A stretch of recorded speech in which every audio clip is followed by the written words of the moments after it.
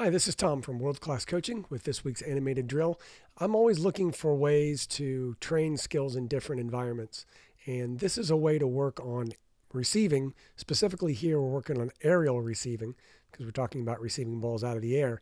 And this is something that I kind of developed off the Cogi pattern of movement. And if you haven't heard about that, you can visit our YouTube channel here and look through the different animated drills, the weekly drills, and you'll see the Cogi information in there. But it's all based on movement, angles, and timing.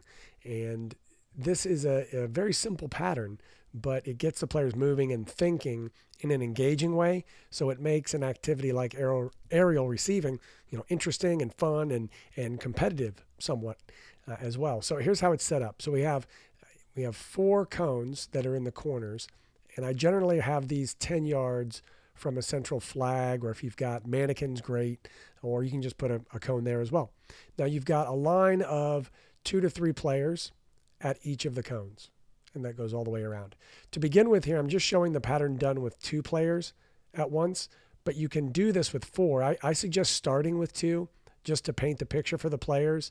Creates a little bit less confusion initially, but as soon as you can and as soon as the players understand it, using all 4 players at once gets the pattern moving more quickly, gets more people involved, less waiting. So I suggest going to 4 as soon as you can. It's a simple pattern. This player dribbles out into the center box area. So on each side, we have the player dribble out, they do a change of direction move, and then pass the ball back to the player that's in line there. That player picks the ball up, serves the ball in the air to the player that's inside the square.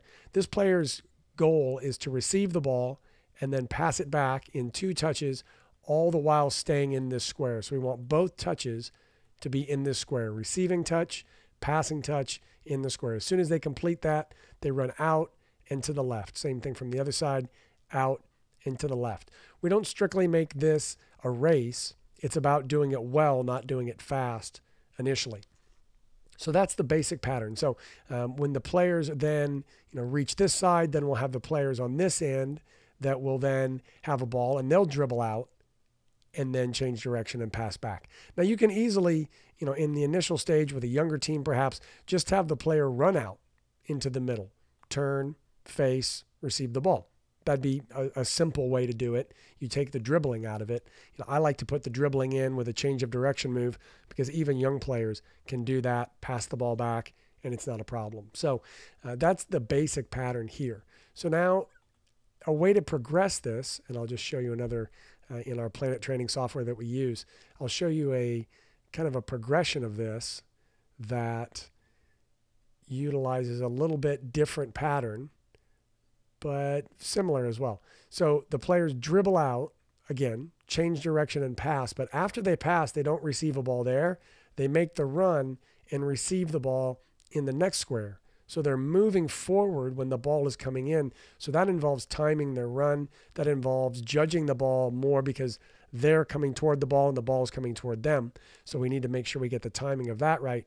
Receive it, again, the goal being to receive it with 2 touches inside this square in order to receive it with 1 touch, I should say, and then pass it back with the 2nd touch.